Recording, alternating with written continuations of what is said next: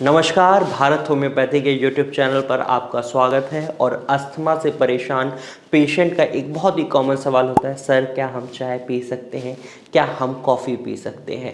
कई डॉक्टर्स उन्हें बोलते हैं आप कॉफ़ी पीजिए, इससे आपको बहुत फ़ायदा मिलेगा, उसमें कैफ़ीन होता है, आपके एयरवेज की सूजन को कम करते हैं।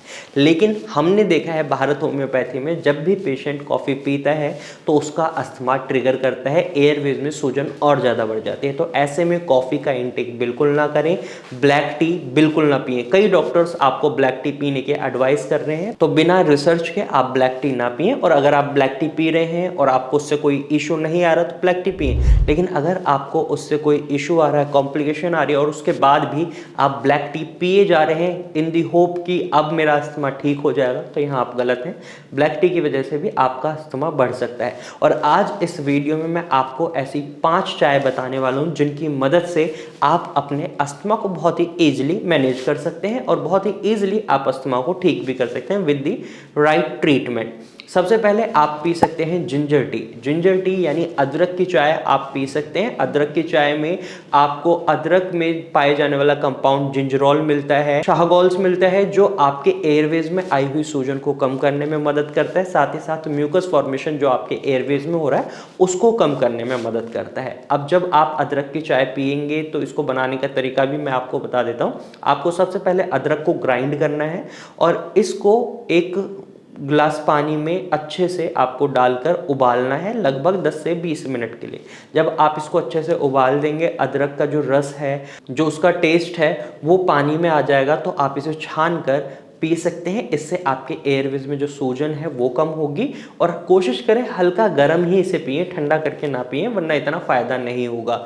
नंबर 2 टी जो आप पी सकते हैं वो बहुत ही कॉमनली मार्केट में चल रही है ग्रीन टी। ग्रीन टी के अंदर बहुत ज़्यादा मात्रा में एंटीऑक्सीडेंट मिलते हैं। साथ ही साथ ये आपकी ओबेसिटी को कम करने में मदद करते हैं। सबसे ज़्यादा कॉमनली अगर हम देखें, ग्रीन टी एडवाइस करी जाती है वेट को कम करने के लिए, लेकिन वहीं ये आपके एयरवेज को भी अच्छा बनाती है, उसमें जो सूजन है उसको कम करती है। साथ ही साथ ये आपकी टाइप 2 डायबिटीज़ को कंट्रोल करने में भी मदद करती है। तो ऐसे में ग्रीन टी आपके लिए बहुत बेनिफिशियल है।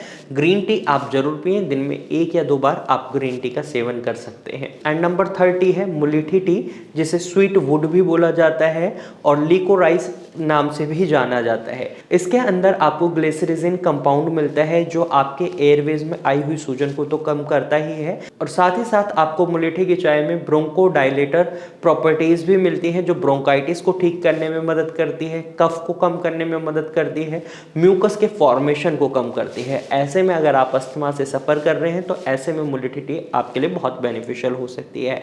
एंड नंबर 4 टी है आपकी सिनेमन टी विद हनी।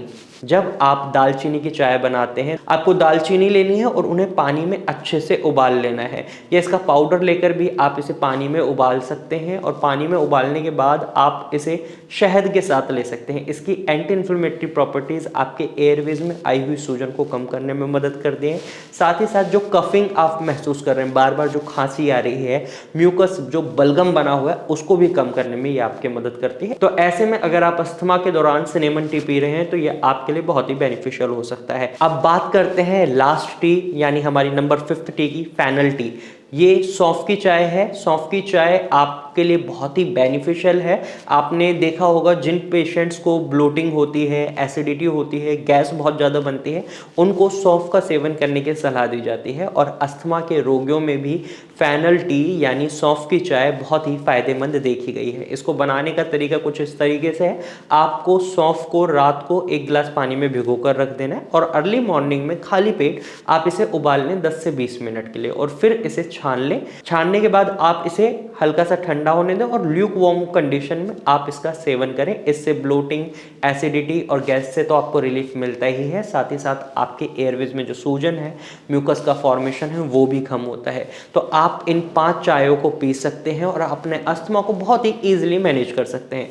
अगर आप अस्थमा से सफ़र कर रहे हैं तो ऐसे में ये 5 चाय तो आपके लिए फ़ायदेमंद है। इसके साथ साथ अगर आप एक प्रॉपर ट्रीटमेंट ले रहे हैं तो आप अपने अस्थमा से बहुत जल्दी कवर कर सकते हैं।